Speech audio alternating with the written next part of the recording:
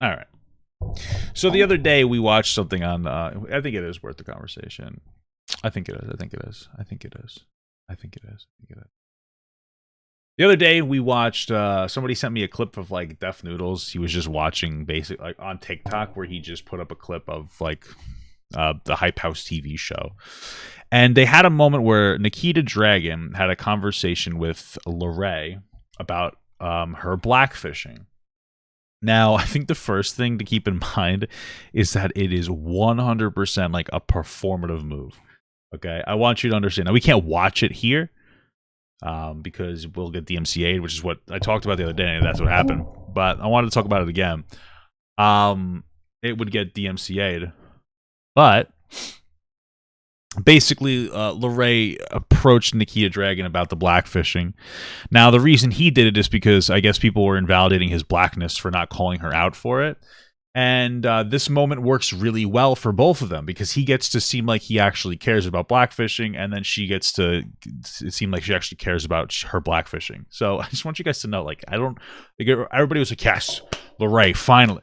Do you think that it would have made it to TV without her consent? No. Like there was whole what I just it's funny that people fall for it.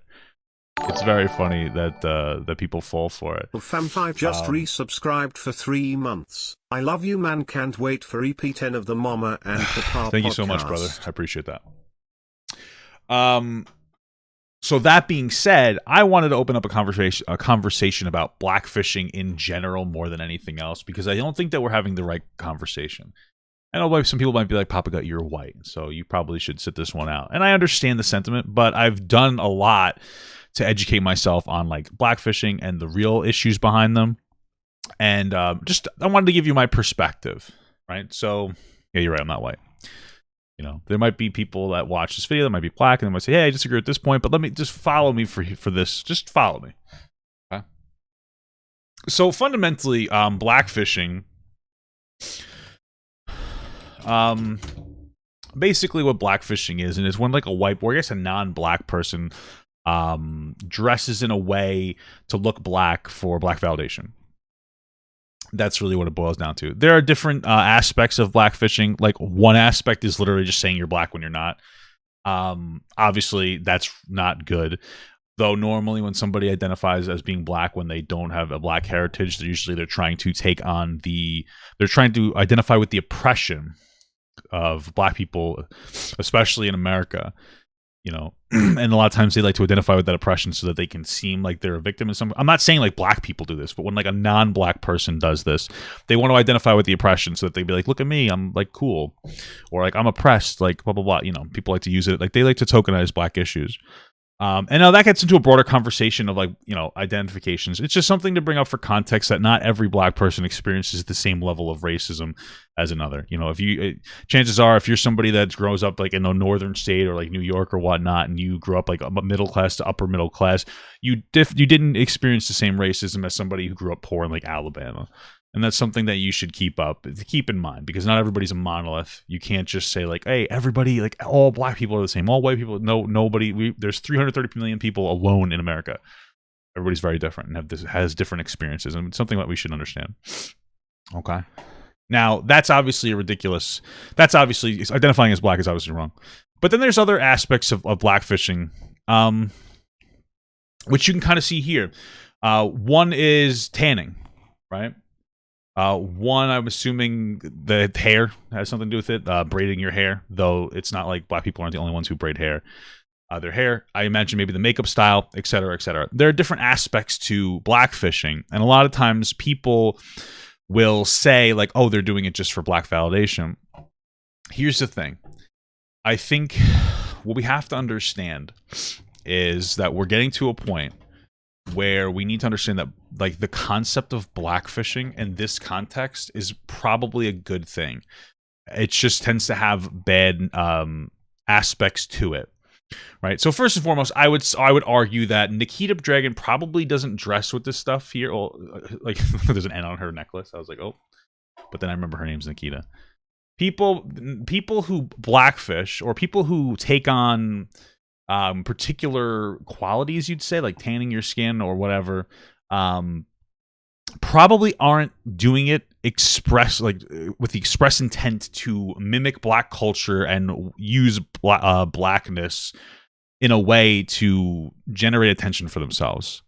I think that I think the most good faith reasonable assumption is most people who blackfish are just doing it because they think it looks cool. They think like, hey, tanning now looks good now, right? Or like, the hair looks good, et cetera, et cetera. What the problem is in America, in any Western country, America's probably actually the best with this, but we have our we have particular beauty standards which are considered Western beauty standards. I don't know why I put an SC instead of an S. Obviously, I don't know anything. We have Western beauty standards in America. We should probably say American beauty standards because they're a little bit different because we are more culturally diverse. So they're different from like, European countries.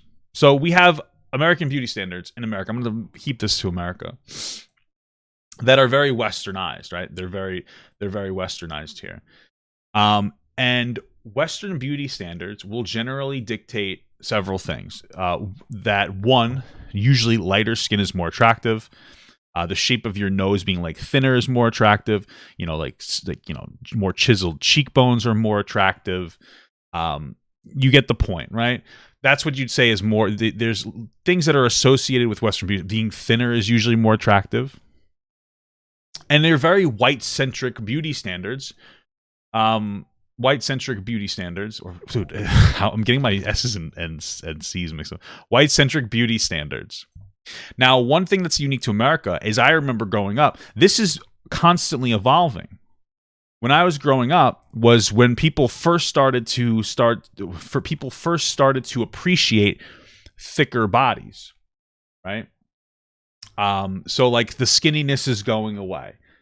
People are starting now to appreciate darker skin. Now there's different reasons for that. Back in the day, hundreds of years ago, fat people used to be attractive because they were associated with wealth because they had enough money to eat too much. Now fat people are associated with laziness because I guess food's cheaper. More accessible, available, cheaper. So it's associated with laziness. Back in the day, pale people were considered attractive. I mean, they didn't have to go outside. That's where we get the term redneck from. It used to be a derogatory slur. Now it's pretty cool, bro. Now it's now we like to we reclaim that word. You know what I mean? But it was a point of disrespect to say that somebody was redneck. But back in the day, paleness was appreciated generally. Now tanning is appreciated. And it's possibly that it has to do with just being better defined. Like all bodybuilders, I don't know if you guys know this, but like bodybuilders will tan their bodies, especially the white ones, because it will show the definition of their muscles better. When you have a darker look, it tends to accentuate your features much better. Right? So Western beauty standards or American beauty standards are changing. They're becoming less white-centric beauty standards, right? They're becoming more, and it's something that we should, again, is important to note, that our beauty standards in America, more Western beauty standards, just because you're white doesn't mean that you 100% align with them. You know what I mean? Like, it's a fucking crackhead that lives in Alabama does not align with the Western beauty standards. But Western beauty standards are always present. Our American beauty standards are always present. And if you notice on TV, unfortunately, most of the time, the black people you'll see on TV tend to be somewhat have whiter features, because whether it's active or passive, people tend to white people are the target audience for most things because there's a large audience in Western countries. And so if you see a black person, you might notice that they have like a thinner nose and features that, would generally be associated with like whiter people. And I say it's unfortunate because that shouldn't be that way. You should be able to take anybody, but that's unfortunately the way that things work. Our beauty standards have a profound impact on our life. Right, like light skin, you'll see like a lot of lighter skinned black people, thinner noses, etc. If you really start actively thinking about this, start watching TV and looking at TikToks, and you'll notice some of like the people, or like YouTubes, and you'll notice some of like the more popular like people of color tend to be more white passing. And that's not an invalidating term. That doesn't make them any less of a person. It's just interesting to note how like our beauty standards invade everything. It's very interesting. And then there's also local beauty standards. Like there's American beauty standards for a broad spectrum. Like there's like online beauty standards, or what would be considered to like the palatable to the average American. And then there's local beauty standards where like maybe in this area this is more, but we're not going to get too much into that. So what does this mean? Well, Nikita Dragun, and we're going to use Ariana Grande as well. These are people that would be considered traditionally attractive.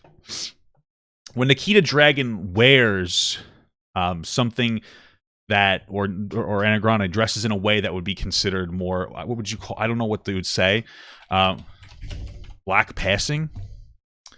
I don't know exactly how you'd say it. That signals to people that that thing is now more appropriate.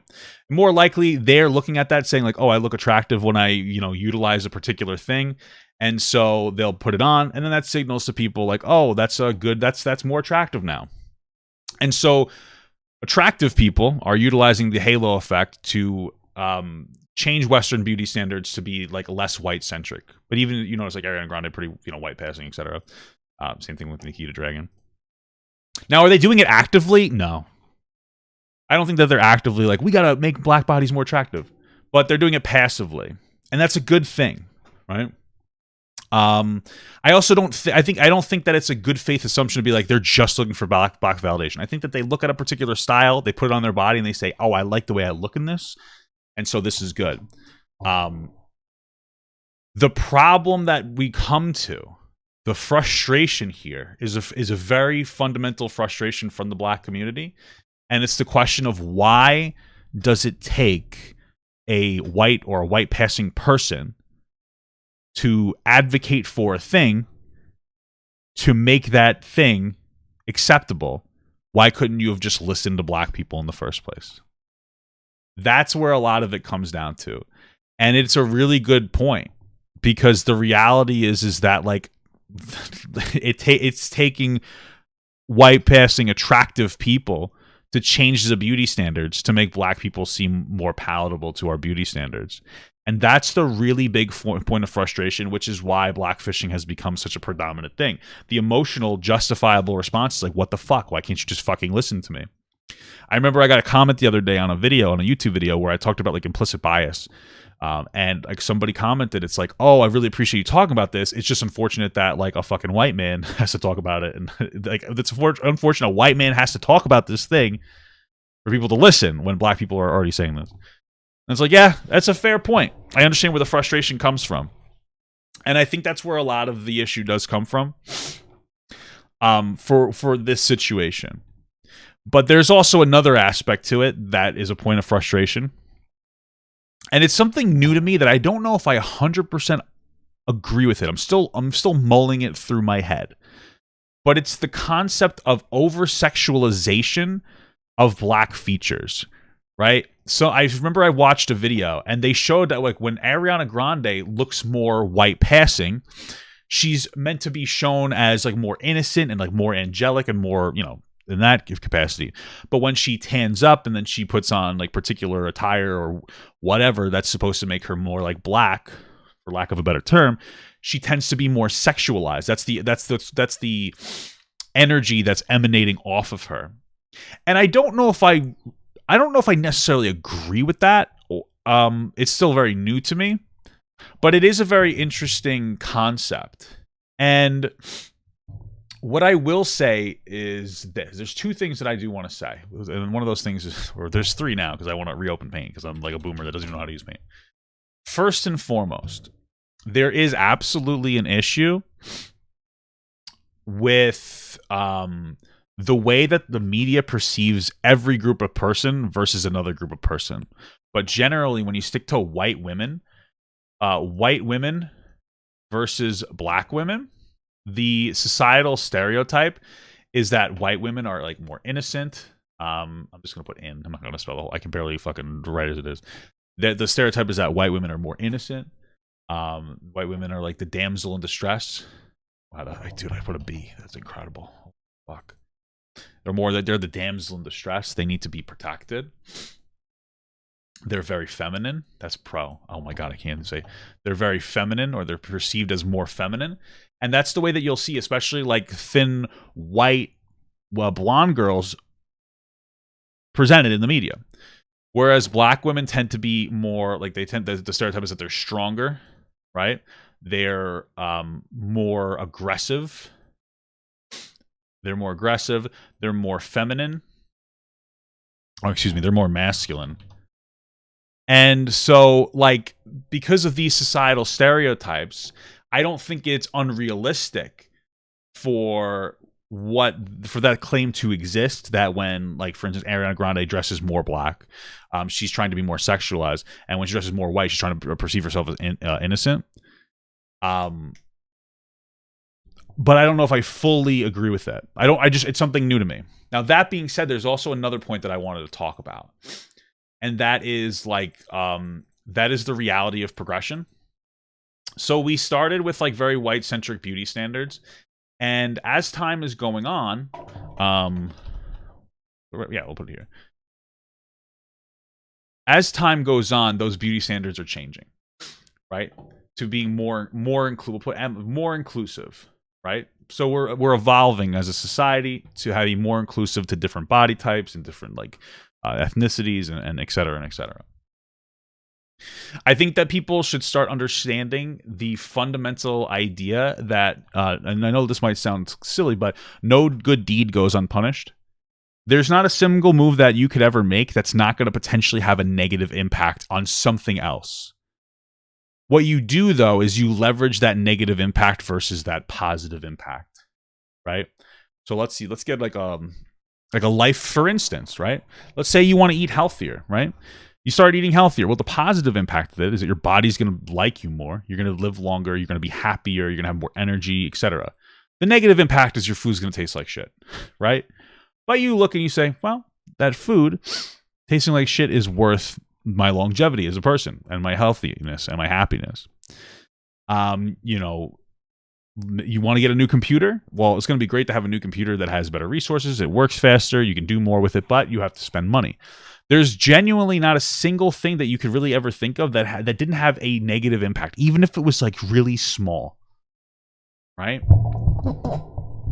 But what we need to do is we need to leverage the positive impacts versus the negative impacts. And so in this instant, what's effectively happening is as we've shifted to be more inclusive, one of the negative impacts potentially is the over-sexualization of, like, we'll say black bodies or like blackness. I don't know. I'm sorry if I'm sounding ignorant, but I think you understand what I'm saying. That's one of the negatives. But the positive is that, like, BIPOC bodies are seen as more sexy or attractive, right? Black features. That's a good way to say it. Thank you. I know that sometimes I say dumb shit. I'm trying my best to say like the more politically correct thing. It's just sometimes it just doesn't come to me. Thank you. That was very good. Okay, over-sexualization of black features.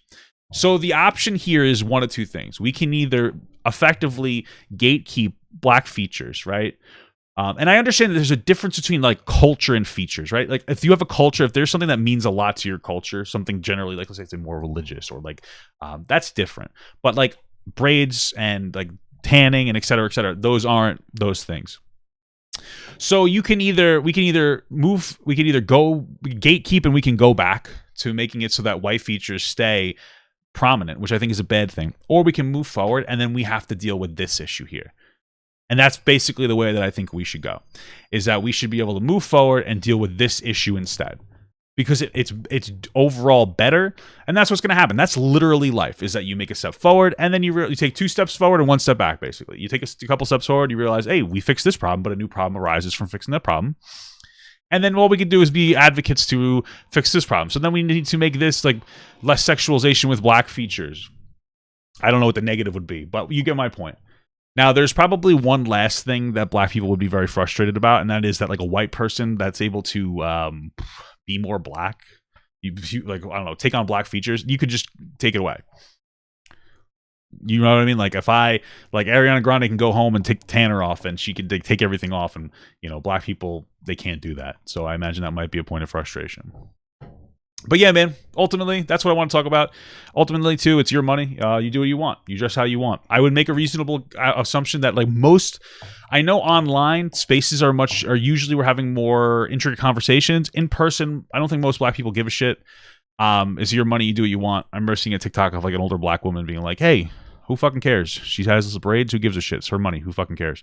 That's the general perspective, because like black people tend to take on, you'd consider, whiter features sometimes too, and there's no problem with that. Sometimes they'll like get like, they'll straighten their hair, or what is it, like they might get a wig, or they might like whatever. Who cares? I don't know. It's who really gives a shit. I think at the end of the day, I understand the attempt, but sometimes I think the conversation of trying to gatekeep like black features, I think will have a negative impact on like not shifting